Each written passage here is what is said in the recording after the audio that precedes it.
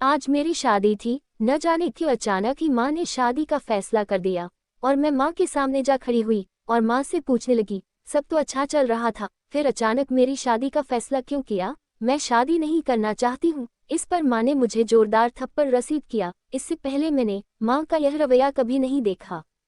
मैं हक्का बक्का रह गई। आखिरकार थप्पड़ की क्या जरूरत थी? मैंने अपनी ख्वाहिश का इजहार ही तो किया था।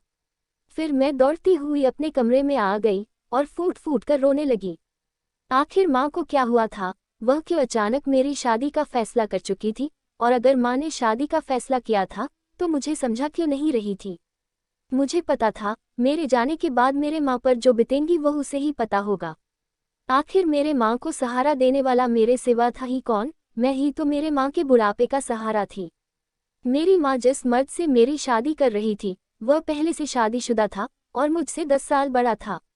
और मैं कुंवारी लड़की, क्या इस बात पर भी माँ से सवाल ना करती? अब जब माँ ने ठान ही लिया तो मैं भी शादी करके चली जाऊंगी और दोबारा माँ को कभी पलटकर नहीं देखूंगी।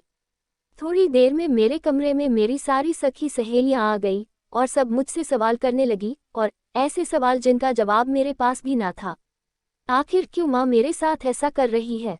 मुझे मेरे सहेलियों ने दुल्हन की तरह तैयार किया और फिर सूरज बारात लेकर आए और मेरी शादी हो गई। विदाई के वक्त मुझे देखकर सब रोने लगे, लेकिन मैं किसी से भी मिले बगैर मेरे पति के साथ गाड़ी में जा बैठी, कभी ना वापस आने के लिए। मैं जब अपने ससुराल पहुंची तो वहां मेरा स्वागत करने के लिए कोई ना था। सूरज ने मुझे कमरा बता दिया और मैं कमरे में चली गई। थोड़ी देर में मेरी सास वहां आई और मुझे कहने लगी, बेटा मेरी तबीयत खराब रहती है इसलिए मैं तुम्हारी शादी में नहीं आ सकी। और तुम्हें पता है ना तुम्हारी शादी किस लिए हुई? सूरज की पहली बीवी शिखा, उसके चाचा की बेटी है। शिखा के भाइयों ने मेरे बेटे की संपत्ति धोखे से अपने नाम करवा ली और फिर हम दोनों फैमिली में दुश्मनी पैदा हो गई। इस पर शिखा ने सूरज के साथ भागकर शादी कर ली और अपने भाइयों को पलटकर भी ना देखा, और वह सूरज को औलाद न दे सकी, इसलिए तुम्हें वारिस के लिए ब्याह कर लाए हैं। तुम्हें जल्द से जल्द मुझे एक पोता देना होगा। और सूरज शिखा की उंगलियों पर नाचता है। तुम्हें सूरज को किस भी है हाल में अपने काबू में करना है। और मैंने हाँ में गर्दन हिला दी। मैं तो ऐसे ही अदाएं दिखाने में माहिर थी। जब सूरज कमरे में आए उन्होंने मुझे मून दिखाए में सोने की चैन दिए। तब मैंने देखा कि सूरज मेरा चेहरा नहीं देख रहे हैं, बस मेरे आगे चैन कर दी।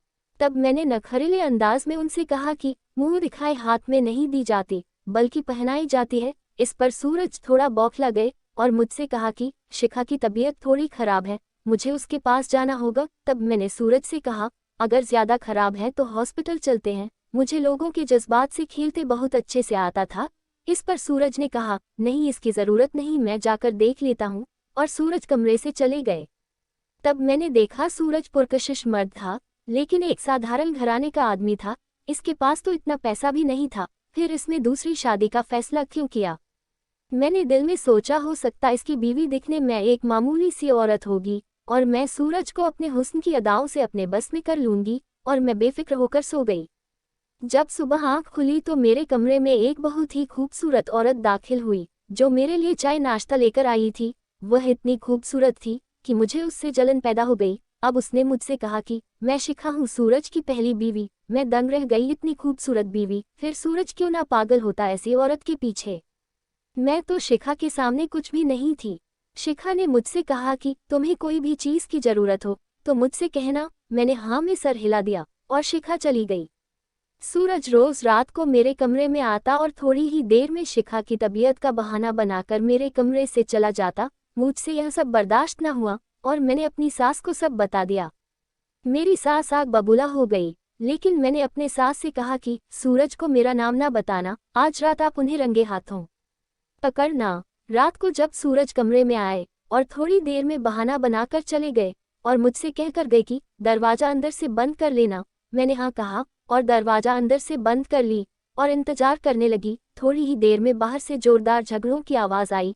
माँ सूरज से कह रही थी, या तो शिखा को तलाक दो या फिर कोमल के साथ जिंदगी करो, दोनों को बराबर का हक दो। इस पर ना जाने और उन लोगों की क्या बातें हुई। थोड़ी ही देर में सूरज मेरे दरवाजे पर आए। मैंने दरवाजा खोला और सूरज बेदिली से कमरे में आ गए और कहा, आज शिखा पर दुखों का पहाड़ गिरने वाला है। लेकिन मुझे इन सब की कोई परवाह नहीं थी। आखिरकार मैं भी सूरज की दुल्हन की, मेरा भी बराबरी का हक था। मैं कहाँ गलत थी? कुछ ही दिनों में मेरी तबीयत बिगड़ गई। डॉक्टर ने चेकअप किया तो बताई कि मुबारक हो, कोमल माँ बनने वाली है। इस पर मेरी सास और सूरज बहुत खुश हुए और मेरी तो खुशी का ठिकाना ही ना था। मेरे तो पैर ही जमीन पर नहीं दिख रहे थे। लेकिन मैंने देखा शिखा अकेले में आंसू बहा रही थी। मुझे उसकी कोई परवाह नहीं थी।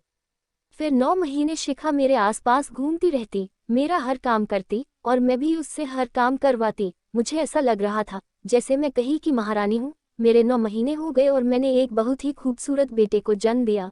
सब बहुत खुश हो गए। आखिर सूरज को एक वारिस मिल गया। मेरी सास और सूरज की खुशी का ठिकाना नहीं रहा। शिखा भी बहुत खुश थी कि आखिर उसके पति को वारिस मिल गया। धीरे धीरे दिन बीतते गए और मैं बच्चे के साथ मसरूफ हो गई। अब शिखा और सूरज फिर से तोता मैना की तरह मिल गए और मेरी सास पोते का मुंह देखने के बाद उसका मेरे जिंदगी में कोई दखल ना था। अब मुझे लगने लगा कि इन सब ने मिलकर मेरा इस्तेमाल किया। इस घर में मेरी तो कोई कीमत ही नहीं। शिखा मेरे बच्चे से बहुत प्यार करती थी और मुझे यह सब देखकर जलन होती थी, कहीं यह मेरा बच्चा भी मुझसे ना छीन ले। अब मैंने एक दिन शिखा से कहा कि तुम एक तवायफ के बच्चे से इतना प्यार क्यों करती हो? तब शिखा मुझे आंखें फाड़ कर देखने लगी, जैसे उसे यकीन ही ना आया हो। तब वह मुझसे कहने लगी, मेरी सास अपनी नस्ल आगे बढ़ाने एक तवायफ को नहीं ला सकती, वह तो उसूलों की बहुत पाबंद है। इस पर मैंने कहा, हाँ मैं तवायफ हूँ और मैं अपने कोठे की रौनक थी। मेरी एक झलक के लिए लोग तरसते थे। और वहाँ सूरज आ गए। तब शिखा उनसे पूछने लगी, क्या आपने नस्ल बढ़ाने के लिए एक तवायफ से शादी की? इस पर सूरज मुझसे कहने लगे, क्या तुमने सारी सच्चाई बता दी? और शिखा के पीछे चले जाए। शिखा को मेरी सच्चाई अच्छी नहीं लगी। एक दिन मेरे पति और सास दोनों घर के बाहर गए हुए थे। तब मैंने शिखा से पूछा, घर के लोग कहाँ गए हुए हैं? शिखा ने कहा, सब बाहर गए हुए हैं। शिखा बच्चे के साथ खेल रही थी कि अचानक उसके हाथ से बच्चा छूट गया। अयान जमीन पर गिर गया। अयान बहुत चीख चीख के रोने लगा और शिखा बौखला गई। इतने में सूरज और मेरी सास आ गए। मैं भी रोने लगी और कहने लगी कि शिखा ने जानबूझकर मेरे बच्चे को नीचे फेंका। शिखा गिड़गिड़ाती रही। सूरज ने शिखा से कहा कि तुम्हें कोमल के तवायफ होने से बहुत चिढ़ हो रही थी, इसलिए तुमने यह सब किया। तुम मेरे बेटे के साथ ऐसे कैसे कर सकती हो? और सूरज ने शिखा की एक बात ना सुनी और मेरे सास ने कहा, शिखा को घर से बाहर निकाल दो। इस पर सूरज ने शिखा का हाथ पकड़ा और उसे घर के बाहर कर दिया। मुझे तो यकीन ही नहीं आया, इतना बड़ा कदम सूरज उठा सकते हैं। फिर दिन बीतते गए। सूरज बहुत मायूस रहते। शिखा को घर से बाहर करने के बाद सूरज कभी खुश नहीं रहे। एक दिन उनका बीपी बहुत बड़ा हुआ था। डॉक्टर के पास ले गए। तब पता चला कि सूरज को पैरालिसिस हो गया। सूरज को पैरालिसिस होने के बाद माँ मुझे लेने आई और कहा, ऐसे अपाहिज पति के पास मैं तुम्हें नहीं रहने दूंगी। तब मैंने कहा, माँ मुझे सूरज से प्यार हो गया है और मैं सूरज को छोड़कर कहीं नहीं जाऊंगा, लेकिन मुझे इतना बता दो तुमने मेरी शादी सूरज से क्यों की? तब माँ ने मुझसे कहा, बेटा मैं भी तुम्हारी ही तरह एक नामचीन तवायफ थी, लेकिन मैंने एक सेठ से शादी कर ली। उस सेठ ने मुझे दूसरी बीवी बनाकर ले गया। मुझे जब एक बेटी हो गई तो तब उस सेठ का दिल मुझसे भर गया था। वह मुझे मेरे तवायफ होने के ताने देता था। इन लोगों के पास हमारी कोई इज्जत नहीं होती। उसने मुझे अपने घर से निकाल दिया। जब उसने मुझे निकाला था, मैंने उससे कहा कि अपनी बेटी तो अपने पास रख लो, मैं तुम्हें इस गंदी दुनिया में नहीं लाना चाहती थी, लेकिन उसने तुम्हें रखने से मना कर दिया और मैं तुम्हें लेकर फिर उसी जगह वापस आ गई जहां से निकली थी। इसलिए अब कपाड़िया सेठ तुम्हारे पीछे लगा हुआ था। मैं नहीं चाहती थी कि तुम्हारी शादी उससे हो, इसलिए मैंने तुम्हारी शादी सूरज से कर दी। फिर माँ खाली हाथ वापस चली गई।